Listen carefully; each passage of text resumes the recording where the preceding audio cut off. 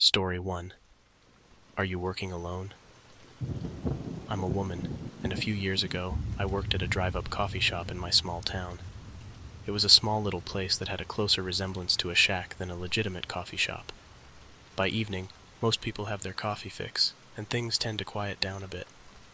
One Sunday evening, I was scheduled to close up shop all by myself for the first time. I was pretty new to the job, but I felt confident enough. The shop was dead that evening. No customers for hours, which wasn't unusual for a Sunday night. So I started doing the usual closing chores, sweeping the floors, mopping up, tidying the counter, and things of that nature. In our shop, the cleaning supplies were kept in this little room that you could only get to by going outside. The door to this room was always locked, so I had to take the keys with me every time I went to grab the mop or broom. Because I was going back and forth a lot, I left the employee entrance door unlocked. I wasn't thinking much about security. In a small town like ours, you don't really expect anything bad to happen. I was about an hour away from locking up and heading home when this old Ford truck pulled into the drive-through lane. The driver was an older guy, maybe in his 40s. I didn't find it odd at first, since a lot of our late-night customers are oil rig workers who grab something to keep them awake for their long drives. I slid open the service window, ready to take his order. But what happened next was far from normal. Instead of asking for coffee or a snack, he looked straight at me and asked, "Are you working alone?"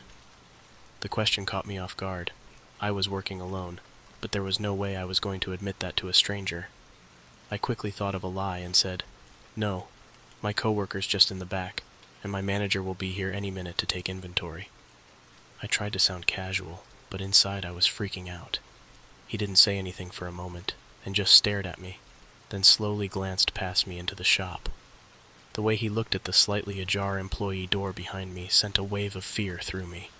He gave me this eerie, unsettling smile, then drove forward a bit, signaling that he was going to turn around on the road that ran right next to the open employee door. As soon as his truck was out of my line of sight, I rushed over, slammed the door shut, and locked it tight. I remember my hands were shaking so badly I could barely turn the deadbolt. Standing inside the coffee shop, absolute fear ran through me. I could hear the gravel crunching under the tires of the truck as it made its way towards the back. There was a moment where it sounded as if the truck had stopped, idling somewhere just out of view. My mind raced. Was he going to try to break in? In a moment of desperation, I raised my voice, trying to inject a confident, cheery tone into it. "Hey, Jess, your boyfriend's going to be here any minute to pick you up, right?" I called out, hoping the guy outside would hear me and believe that the coworker I had mentioned was close by. I sat there and listened as the truck just idled. Minutes felt like hours. Finally, after what felt like an eternity, the truck's engine revved, and I listened with some relief as it seemed to drive off into the night. I stayed there for a few minutes, unmoving, listening intently in case it came back around. When I could no longer hear the truck, I allowed myself to take a breath, my hands still trembling from the encounter. I couldn't shake off the feeling that something really bad could have happened if I hadn't lied about being alone. For the rest of the night, I was on edge. Every little sound made me jump. I kept peeking out the window, half expecting to see his truck parked out there, waiting. When it was finally time to close up, I was terrified of walking across the empty parking lot to my car. The thought that he might still be lurking around somewhere nearby was unbearable. I waited a good while before I finally mustered up the courage to leave the shop. I ran to my car, locked the doors immediately, and drove home as fast as I could. The whole way back, I kept checking my rearview mirror, paranoid that I was being followed. That experience was by far the creepiest thing that's ever happened to me at work. It was like one of those horror stories you hear about, but never think will happen to you. The way he asked if I was alone, the way he looked at the door behind me, and that smile. It was all just too much. There was a tremendous lesson to be learned from the experience. My coworkers and I would never work alone in the coffee shop at closing time ever again, especially at dark. I guess you can never be too careful, even in a small, quiet town.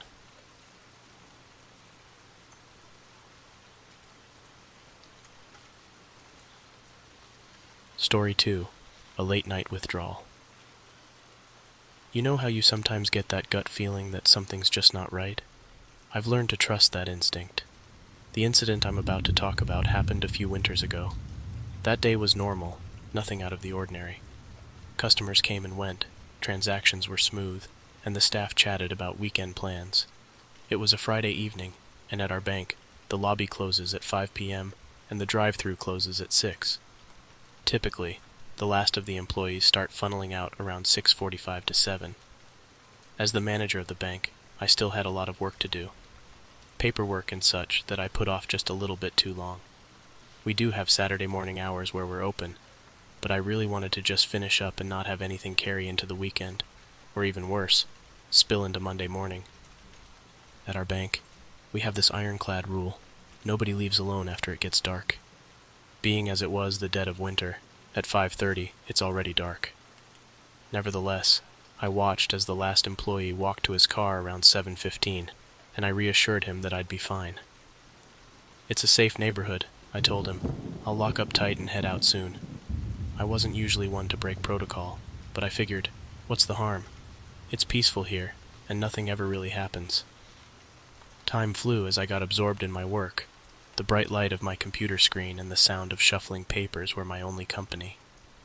I didn't even notice it had gotten so late until I finally looked up to see that it was almost 9 p.m.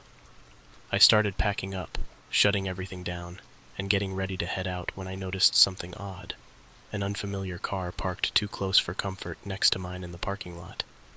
It was an older model, nondescript, but for some reason, it set off alarms in my head. Something just felt off. I decided not to head straight out.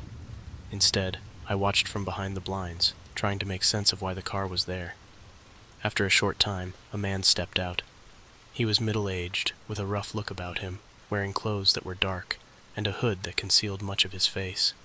He slowly and discreetly made his way over, and then ambled over to the bank's front door, and started peering in through the glass. My heart started hammering against my ribs as I crouched behind a partition wall, out of sight. At first, he slowly raised his hand and pressed it against the window to shield any reflective light as he peered through the glass. He scanned back and forth, looking inside. After he cautiously surveyed the interior through the window, his gaze shifted, and he began looking around behind him. It was as though he was assessing his surroundings, ensuring that no prying eyes were about to see his next move. Once seemingly satisfied that he was in the clear, he subtly reached for the door. With another quick glance over his shoulder, he began to shake the door handle in a determined manner. Thankfully, it was securely locked. For a moment, he stepped back into the shadows, and a slight sense of relief came over me, as I foolishly thought he might be giving up. But instead of returning to his car, he did something unexpected. He walked around to the other side of the building, out of view. Dread washed back over me as I debated what to do.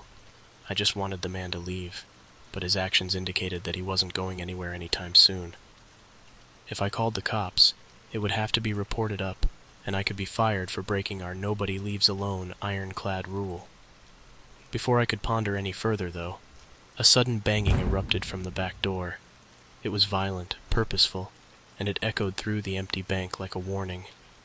In that moment, any hesitation I had vanished. I dialed 911, my voice a whisper as I described the situation and my location. As the seconds ticked by, the banging got louder and more persistent. "Hurry," I exclaimed to the operator in as forceful of a whisper as I could manage. After what felt like forever, flashing lights finally painted the walls of the bank, and I could hear the cops outside yelling for the man to lay down and put his hands behind his back. Moments later, I was outside giving my statement to the cops as they ushered the man into the back of a car. As I was talking to one of the officers, another one approached. "You're lucky," the cop said to me. "The guy was armed with a knife and has several warrants out for his arrest." I locked up the bank, watched the police drive away with the man, and sat in my car for a long time, trying to calm my racing heart. As expected, the incident had to be reported up, and I was disciplined severely. To be honest, I was surprised that I wasn't fired altogether. I'd risked a lot by staying alone, all because I thought my little corner of the world was immune to danger. I learned that security isn't just about locks and alarms. It's about vigilance, and sometimes, about following the rules meant to protect us. Never again would I ignore the policy of not leaving alone. Sometimes, the rules that we think are unnecessary are the ones that can save our lives.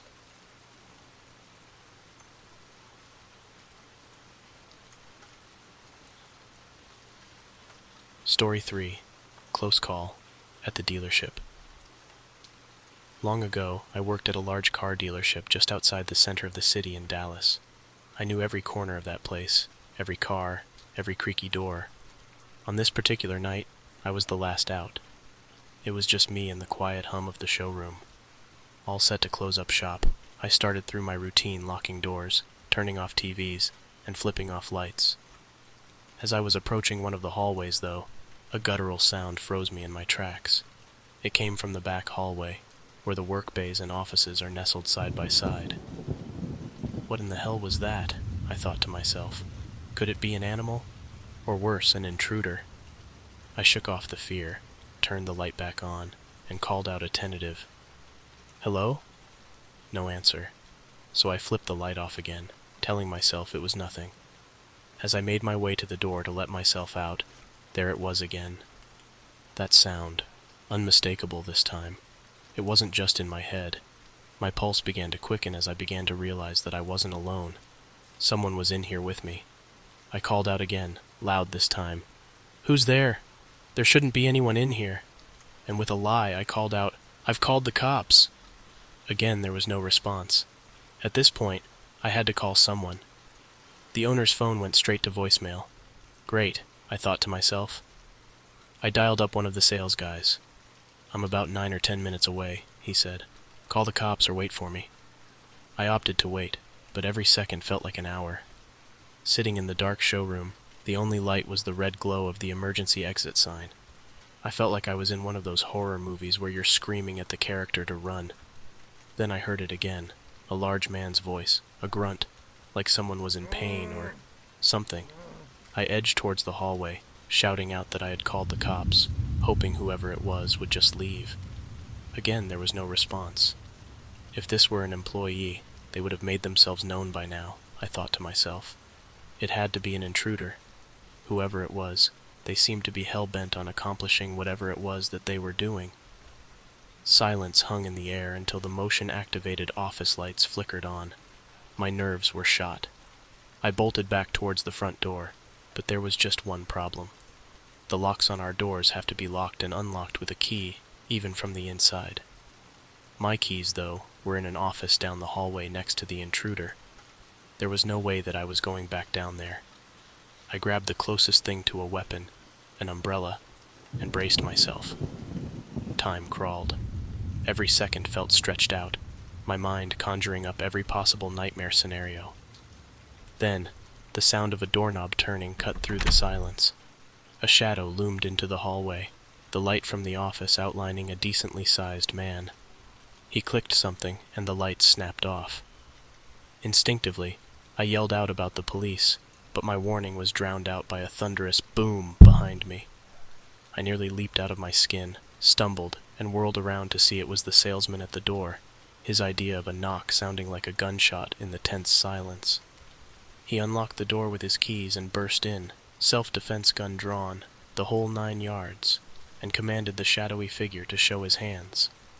Finally, the light to the hallway flicked back on, and there he was, the parts manager, in an oversized shirt that had seen better days, looking as startled as us.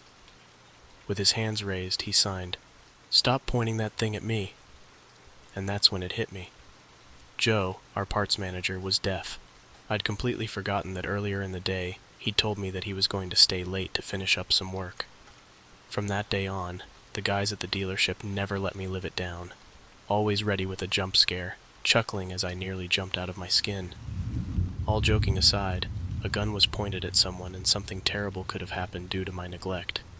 Sure, I was embarrassed, but in that moment, the fear was real. In the end, though, I'm glad everything sorted itself out, and nobody got hurt.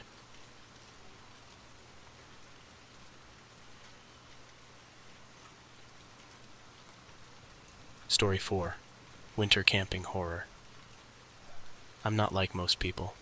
When the weather reports started warning of a winter storm rolling in, Most folks would hunker down at home, but me, not so much. I hitched up my camping trailer, packed up enough supplies, and headed out into the woods with my old dog, Chester. I'm no stranger to winter camping. I love it, and have done it many times. It's not for everyone, though. If you don't know what you're doing, it can be deadly. If you don't have shelter, heat, food, and water, you could be in for a long ride. My shelter was a sturdy little trailer that's seen more snow than a plow truck, and Chester, well, he's more wolf than dog when the snow starts falling. So with the storm fast approaching, we found our usual spot, an old clearing just off some long-forgotten logging road. I got a fire going strong enough to push back against the chill, and Chester and I sat there watching the snowflakes begin to trickle in. That first night, we slept soundly, wrapped up in the quiet of the world. I love the woods in the winter. To me, there's nothing like it. The next morning, we woke up to a world painted with a fresh coat of snow, and it was like being on another planet. I hit the burner, boiled some water, sipped my coffee, and shared a couple of bacon strips with Chester over breakfast. I guess you could say that it was part of our ritual. In the afternoon, with the snow still coming down very gently, I decided we should stretch our legs. Chester seemed up for it too, until just about the time we were about to leave the campsite. He stopped dead, his ears perked up, and he fixed his gaze on something in the woods. "What is it, boy?" I asked, but he just grumbled low in his throat. Peering out into the woods, I didn't see anything but snow and trees. Figuring it was probably just a deer or a rabbit or something, I locked up and pulled him along, though he seemed reluctant. We walked the old logging roads we had walked many times. The world around us was so quiet, all you could hear was the crunching of our steps. We walked for what seemed like an hour or so, taking in nature's beauty before deciding to turn around and head back. But as we made our way back, Chester became agitated, whining and growling, his eyes fixed on our campsite in the distance. Whatever he was feeling, I had to admit, I was feeling too. My heart started pounding, and something felt off. Out in the woods, in the middle of nowhere, it's a good bet to trust your dog's instincts more than your own. As we got closer, a realization came over me. Footprints were everywhere, chaotic and hurried. My truck had been broken into, and the trailer door was hanging off its hinges. It was ransacked. Everything from tools to supplies to food was gone. Anger surged through me. Was I stalked? Who could have done this? Unfortunately, there wasn't much time to ponder over my unfortunate situation. It was going to drop below 0 that night, and without my gear, the cold was a bigger threat than any thief. I was faced with a tough decision. Do I try to make a fire and stay warm here with what little I have left, or do I make the trek out to find help? My cell phone was useless without a signal, and I was miles from the nearest tower. On top of that, the back roads were too treacherous to risk driving. My truck would never make it out. If I made the wrong decision, Chester and I would pay a heavy price. We would need to walk to the main road, which hopefully would be drivable for someone to pick us up. If we walked and my cell phone didn't get a signal, or if nobody drove by, then there was a strong chance that we could freeze to death. Looking at my watch, there was still a few hours of daylight left. If we were going to walk out, then we had to start walking. Right then. So that's what I decided, and that's what we did. As we trudged down the logging road, Chester stayed close, his growls replaced by a whine that matched the ache in my bones. "I'm sorry, boy," I said to him, "but if we don't get to a place where we can get a signal, we could be in some real trouble." We walked, and walked, and walked. All the while I kept darting my eyes over to my phone to see if it was picking up a signal. I was becoming very worried, and the outlook was grim as night began to creep in. Finally, just when I was beginning to believe that we weren't going to make it, I could see the main road in the distance, and my cell phone lit up indicating that a signal had been found. I'd never been so happy in my life looking at that screen. It was like looking at the winning numbers on a lottery ticket. Without wasting any more time, I called my buddy Dave, who's pulled my hide out of more scrapes than I'd like to admit. It took him hours to find us, but he did.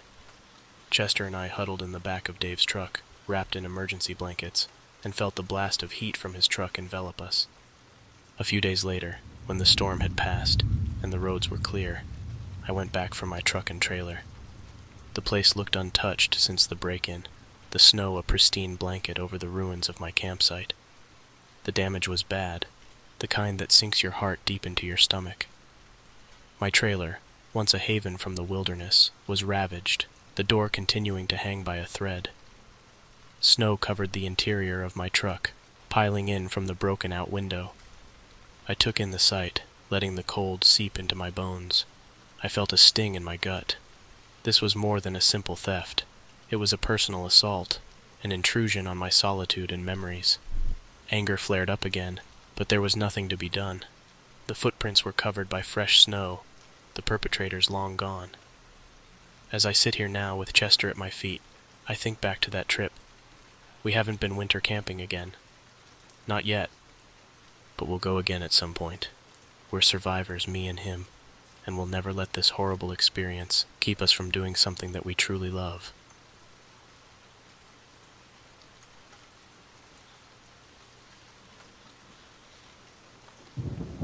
Story 5. The Knocking and the Big Black Dog. Years back when I was a kid, probably 14 or 15 years old, I found myself home alone, unprepared for a series of events that I would consider to be one of the creepiest experiences I've ever had.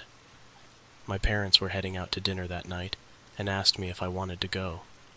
Seeing it as an opportunity to have the house all to myself for a few hours, I declined and prepared to settle into a night of video game play. As they backed out of our long driveway, I dove for the controller and prepared to get lost in the TV screen. The next few hours would be uninterrupted joy, or so I thought. A little over an hour in, I heard a slight knock at the door. At first, I wasn't too alarmed. We regularly get online order deliveries, and every now and then, a neighbor will stop by. But at the same time, it was already dark outside, and we usually didn't get any deliveries or visitors after dark.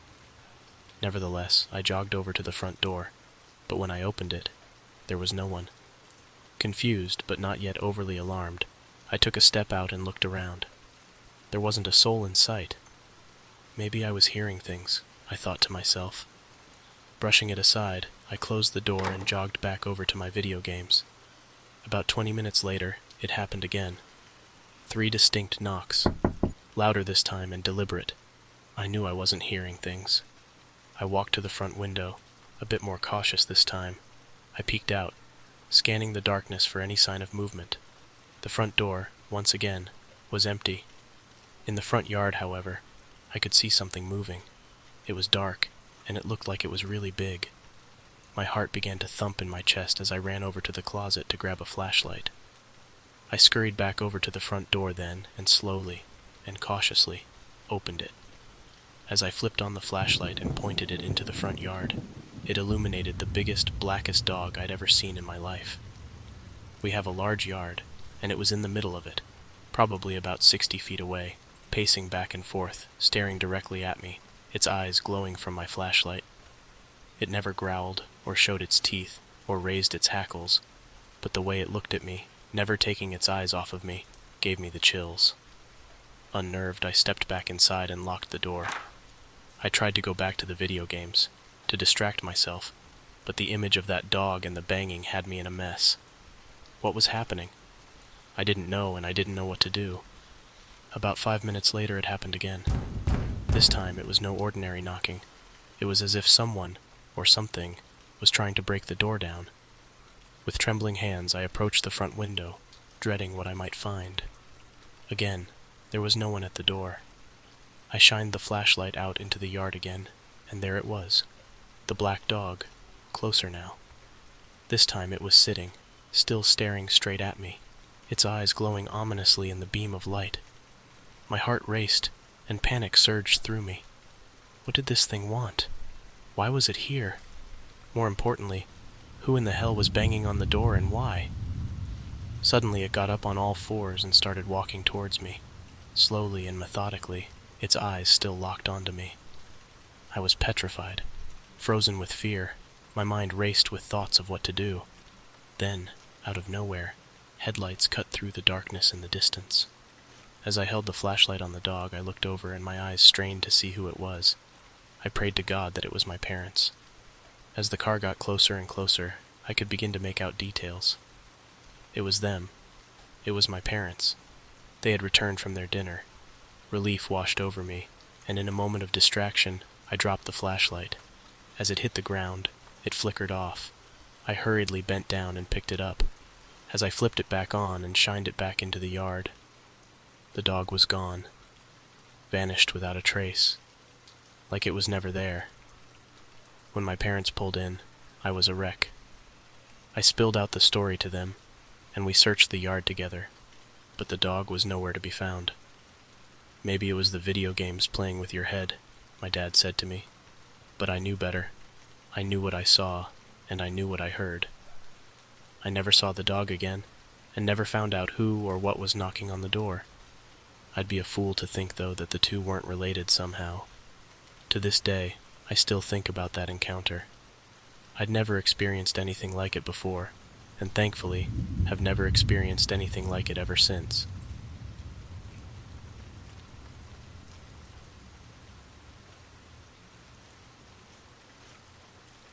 Story 6. Alone in the Guest House. A few years back, I was on my way to Tulsa with my girlfriend Jane.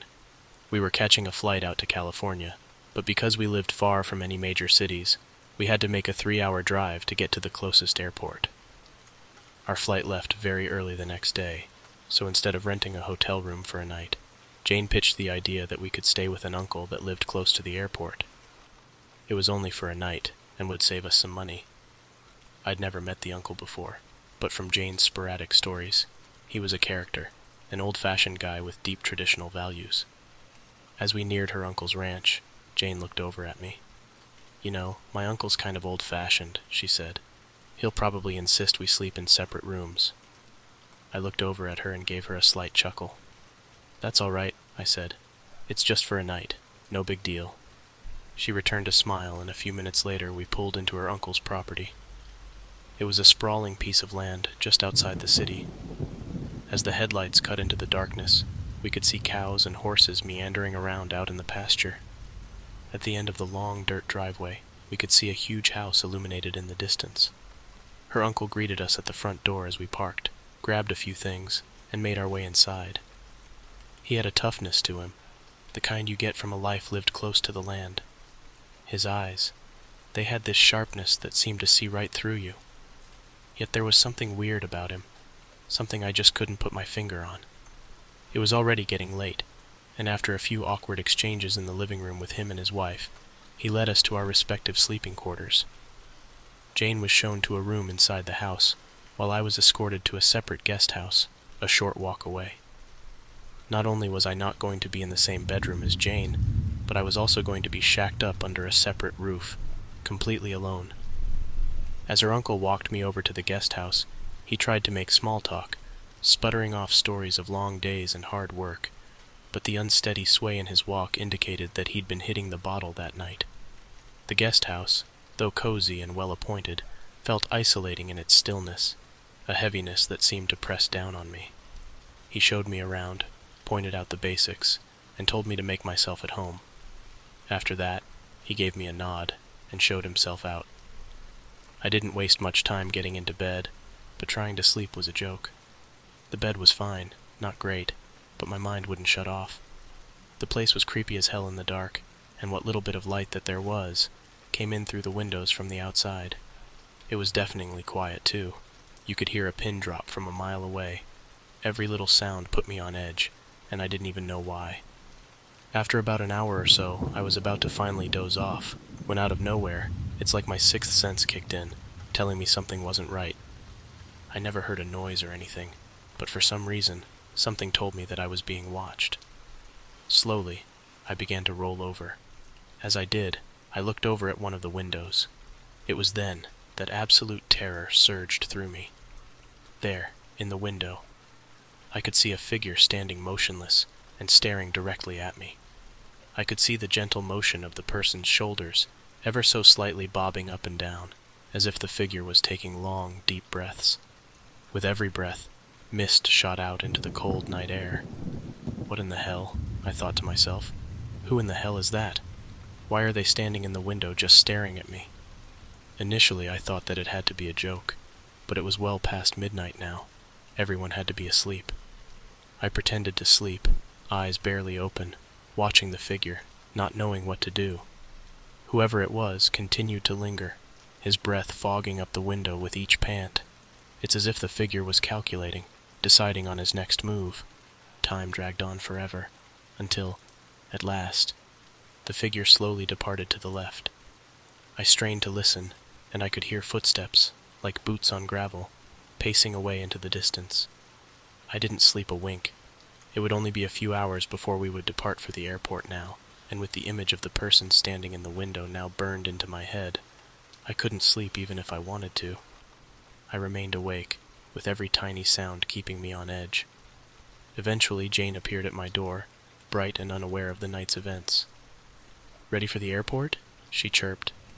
"Yeah," I said, trying to push forth a cheery attitude as if nothing had happened. Back at the main house, Jane's aunt and uncle greeted me. "Sleep well?" her uncle asked.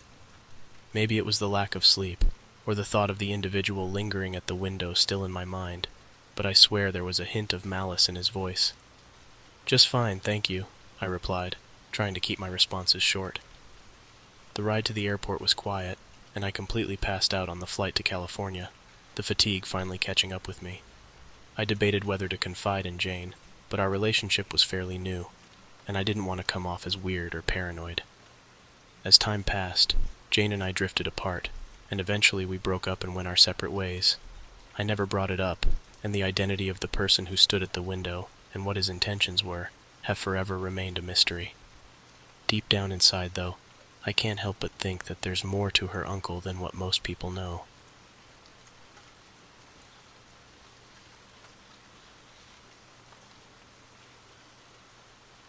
Story 7. Hunted in my own home. When I was 16, I was tasked one night with babysitting my little cousin while the adults went out to play. It was poker night. So, while the men lost money to each other, the women would sit with their drinks and gossip about the latest celebrity breakup. As I sat at the house with my little cousin, something seemed strangely unsettling that night. The house, usually filled with warmth and laughter, felt ominous and eerie. I tried to ignore the feeling and tried to focus on the TV show we were watching, but the sensation clawed at the back of my mind, insistent and unnerving. Finally, I stood up and walked towards the back door. I guess at the time, I felt like I could put myself at ease by ensuring that it was locked. I had no reason to believe that it wasn't, but I guess I felt that if I checked it and made sure it was, I'd feel better. I made my way back and gave it a tug. It was secure. Feeling a little bit more at ease, I began to make my way back to the TV when I was frozen in place. There was a man.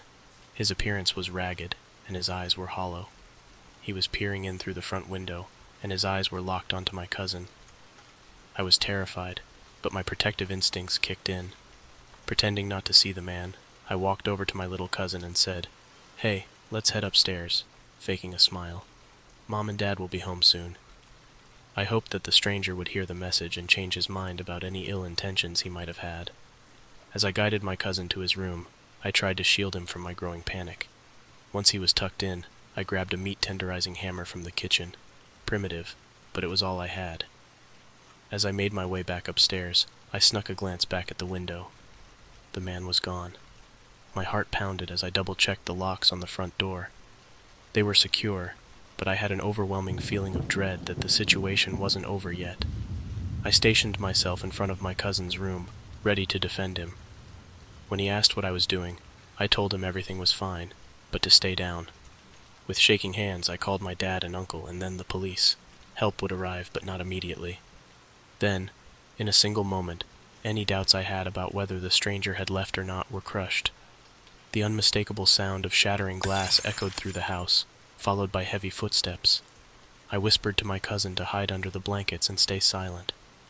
The trespasser was inside, and he was looking for us. Minutes stretched into an eternity as he approached. I clutched the hammer tighter, my entire body tensed, preparing for a confrontation. The intruder was methodical. I could hear his footsteps walking around, checking each room. First my mom and dad's, then the bathroom. When his footsteps receded towards the basement, a temporary relief washed over me, but the danger was far from over. He was walking in the other direction, but it wouldn't be long before he'd make his way back. I could hear my little cousin starting to whimper under the covers, realizing that something was terribly wrong. I struggled to keep him quiet as I listened. In the stillness, the soft but distinct creak of a floorboard on the first level sent a jolt of adrenaline surging through me. The intruder was now making his way back. The sound of his movement was slow, each step shooting another dose of panic through me. The anticipation of his approach was almost unbearable. When he reached the stairwell, I could almost feel his weight on each step as he began to ascend. I pictured each step in my mind's eye, counting them as if each one was a countdown to our inevitable demise. I felt the weight of the hammer in my hand. It was all that stood between me, my little cousin, and the intruder. My ears strained for any change, any hint of his intentions, as the footsteps continued their relentless approach. Closer and closer they came until they were nearly at the door. My grip on the hammer was slick with sweat, and my heart was a chaotic rhythm of thumping in my chest. Then, as suddenly as the nightmare began, it was pierced by the cry of sirens pulling up to the house. Commanding voices began to call out, and in an instant, the intruder was on the ground, cuffed and surrounded by cops. Relief finally replaced the fear that had been pulsating through me. A few days later, my parents and I would discover that the man had escaped from a mental hospital some miles away. That night was a night that began like any other, but ended as one I'll never forget. I learned a lot about myself that night, that I had a protective instinct that I never knew about. One thing is for certain, though. I hope it's the first and last time I'll ever have to use it.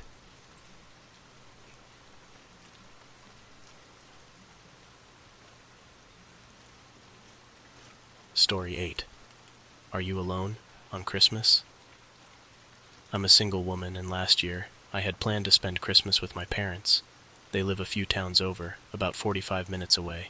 But as the day approached, the weather had other plans, threatening to lock me away in my small home on the outskirts of town. There was an important in-person work presentation that awaited me after Christmas, and with the weather worsening, I couldn't risk getting stuck at my parents' house and not being available for the presentation. So, there I was, making the tough decision to stay home alone on Christmas Day. I remember calling my parents, their voices a mix of understanding and disappointment, and assuring them that I'd visit after the new year, once my project wrapped up. Alone, I peered out the front window as the snow began to fall, my eyes landing on my old car near the road in my front yard.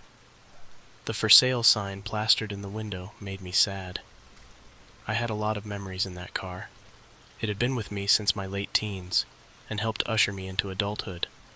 But nothing lasts forever, I guess, and as the years went by, its reliability began to fade. As I stood there lost in thought, an old Jeep slowed, and then pulled over on the side of the road next to my car. For a minute it just sat there. But then suddenly, a large man stepped out. He walked around my old car, inspecting it with what seemed like more than just passing interest. It struck me as strange, him being here on Christmas morning, when he should have been at home, unwrapping gifts and making merry. I stayed out of sight, watching as his gaze shifted between the car and my house. Something felt off, though. He seemed to be studying my home, too, not just the car. Trying not to think too much into it, though, I left him at it and made my way to the kitchen to fetch a cup of coffee, assuming that if he was really interested, he'd eventually call the number I left on the sign. But that's not what happened. As I was tending to my coffee in the kitchen, a knock at the front door made me jump.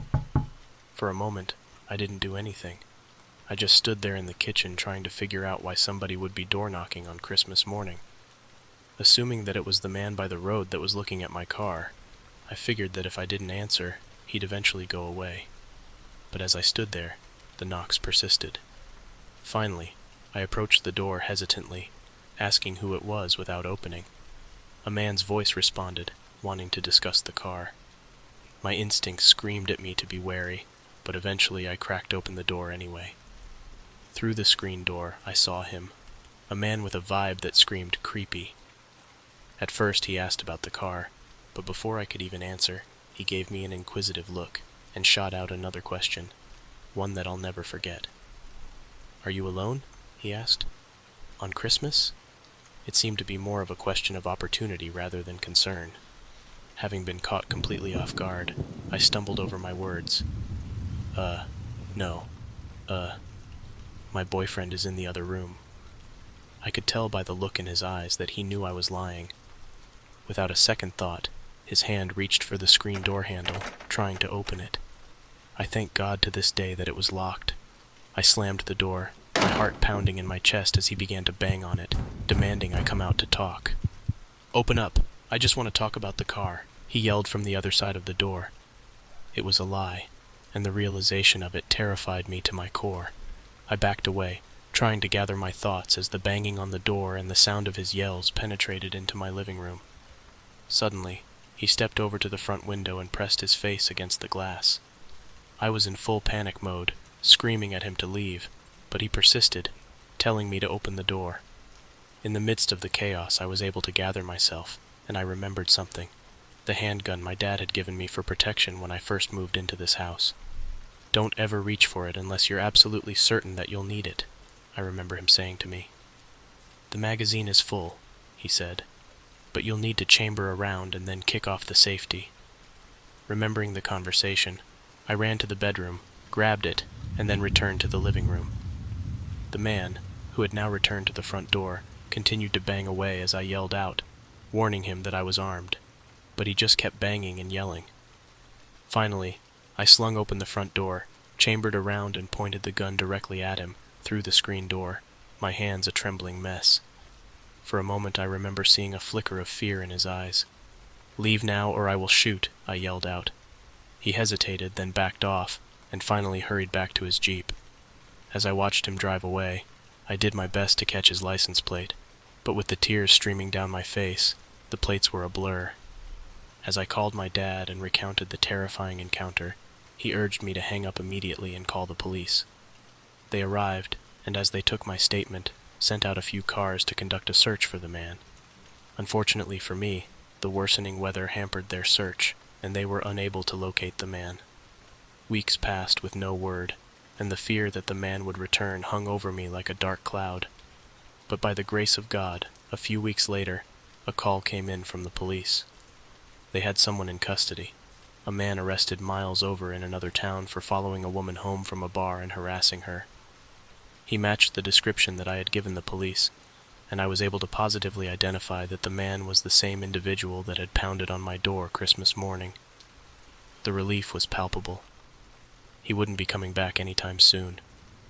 That Christmas was the most terrifying Christmas, as well as encounter, that I had ever experienced. The encounter had left me shaken to the core, but it also instilled a newfound strength within me. I had faced my fears head-on, and while I hoped to never find myself in such a harrowing situation again, I knew that if it came to it, I could protect myself.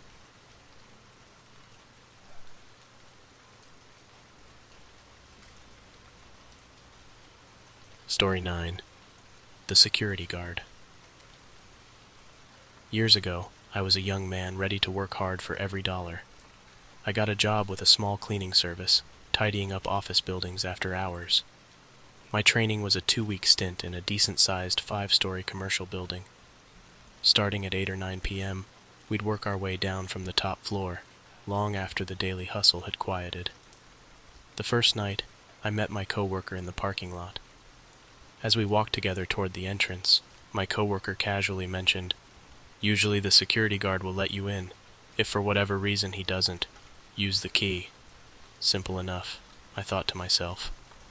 The security guard was a friendly face, giving us a wave and a warm greeting. We responded in kind as we made our way to the elevator and up to the 5th floor. There we worked away, vacuuming, dusting, and wiping. Floor by floor, we worked our way down. It was this routine that went on for 2 weeks.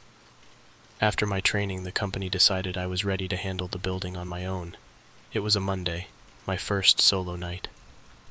As I approached the door, a strange feeling settled over me, and the absence of the security guard was noticeable.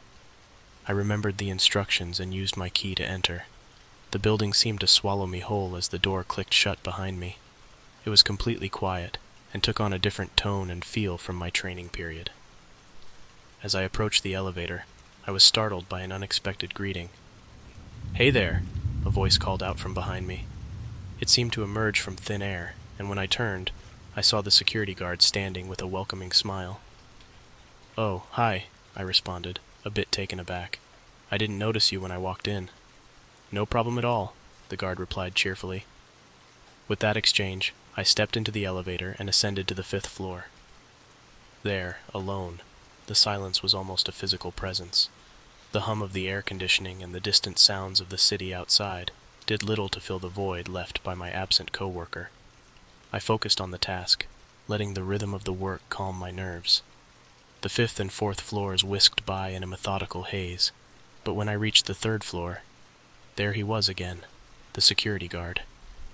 "Just making my rounds," he said, his voice somehow not as reassuring as before. I couldn't shake the feeling that something was off. I'd never seen him do rounds during my training. Nonetheless, I continued my work, trying to shake the unease creeping up my spine. By the time I reached the lobby after finishing my duties, the building was silent once more.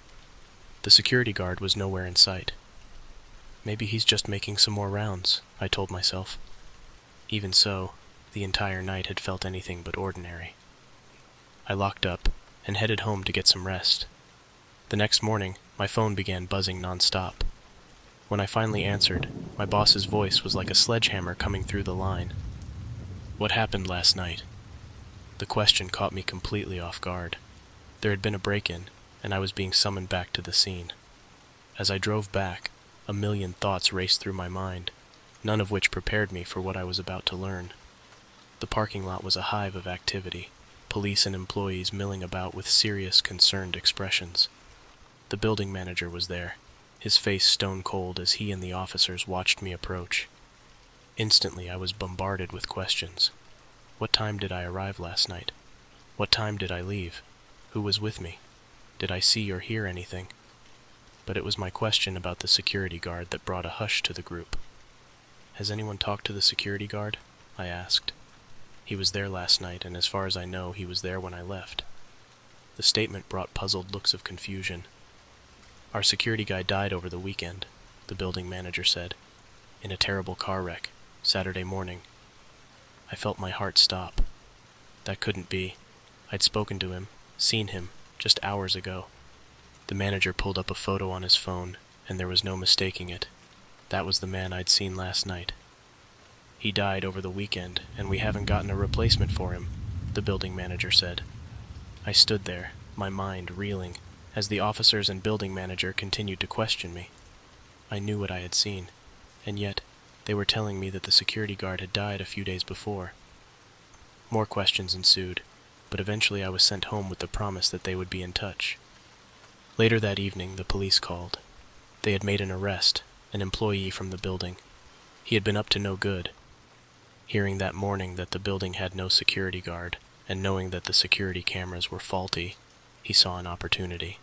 He broke in, avoiding using his keycard to prevent leaving a trace. The revelation did little to soothe my rattled nerves. It did nothing to explain my encounters with the security guard. I was so shaken, in fact, that I never returned to the job. I dared not enter into that building alone again. To this day, the events of those few hours linger in my mind. I had seen the security guard, spoken to him, and yet he wasn't supposed to be there. Some might say it was my imagination running wild, but I know what I saw, and it certainly wasn't my imagination.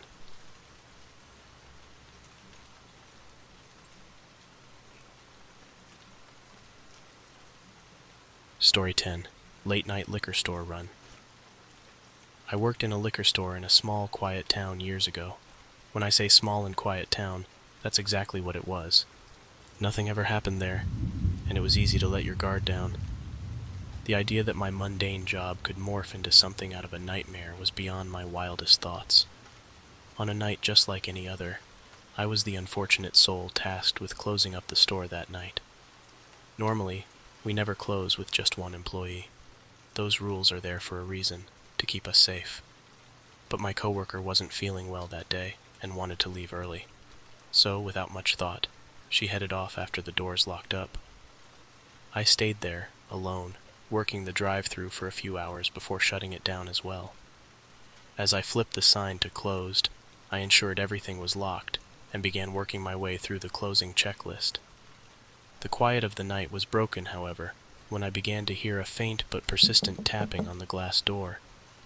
Glancing up, I saw a figure shrouded in the dim streetlight, knocking on the door. My first thought was to ignore it. Policy dictated we didn't let anyone in after hours. But something about the figure's posture, a mix of desperation and urgency, made me reconsider. I approached the door cautiously, and through the glass, I saw a young man, probably in his early 20s, gesturing frantically. He seemed to be begging for something, his breath fogging up the glass. "Please, I just need to buy something quickly," he pleaded through the door. Everything in me screamed that this was a bad idea. We were explicitly trained not to open the door after hours, no matter the circumstance, but there was something disarming about his earnest expression. I hesitated for a moment, deciding on what to do. I hadn't yet shut down the register, so taking one more order wouldn't have been a problem. "You got cash?" I called out to the young man. "Yeah," he replied back. "All right, what do you need?" After taking his order, I walked back into the store to retrieve it. In my mind, I figured I'd unlock the door, get the cash, slip him the order, and call it a night. As I walked back to the door with his order, though, something told me that something wasn't right. I could feel it in my gut. Approaching the glass, the expression on the young man's face was different. Although he looked to be excited, it looked like he was faking it, if that makes any sense. It was almost as if something was about to go down, and he knew it. But he was trying not to give it away. But I felt like I was committed now. I was standing there, just on the other side of the door, with his order in hand. Telling myself to just get it over with, I began reaching for the lock. As I did, I could see the young man's eyes get wide and take a peek over to his right. It was just for a split second, but it was enough to make me freeze in place. My heart skipped a beat. There was someone else there, lurking just out of sight. I stopped in my tracks, my hand hovering over the lock. The young man's tone shifted abruptly. "Open the door. I got the cash right here," he demanded, his face contorting into an expression of frustration. My skin began to crawl. The situation felt increasingly wrong. I took a step back, shaking my head. "I can't, I'm sorry, we're closed," I said. "What? Are you kidding, man? You're standing right there with my order, and I got the cash right here." I could feel his anger emanating through the door. Meet me at the drive-thru window. I'll hand it over to you there," I said in a cracking voice. "Hell no," he retorted back. "I'm not walking all the way around when you're standing 2 feet away from me with my order." And with that, his fists began banging against the glass. "You gotta leave, man, or I'm gonna call the cops," I called out. Suddenly another man slipped into view. He was large and menacing, and he meant business. "Open the door now or I'll kick it down," he yelled out. At the sight of the second man, I dropped the order and ran to the back. As I did, I heard deep, loud pounding coming from the door.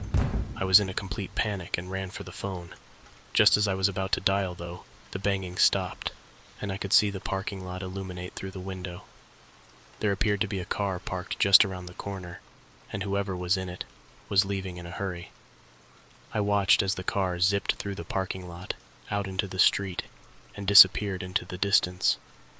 As quickly as everything had started, it was over. I sat there for a moment, my heart pounding in my chest, deciding on what to do. It seemed that the situation was over now, and if I made a call out to the cops or owner or anybody, me and my co-worker would be fired for breaking the rules regarding working alone. After a brief few heart-stopping moments, I decided not to make any calls. Instead, I did my best to get myself together and finish up so that I could get the hell out of there, and that's what I did. As I finally left the liquor store, I sprinted to my car and made my way home as quickly as possible. Looking back, it's hard to shake the feeling of what might have happened if I had opened that door. I think deep down inside, I know something terrible would have happened. It was a lesson learned the hard way. Some rules are in place for a reason, and sometimes a simple act of hesitation can be the thin line between safety and peril.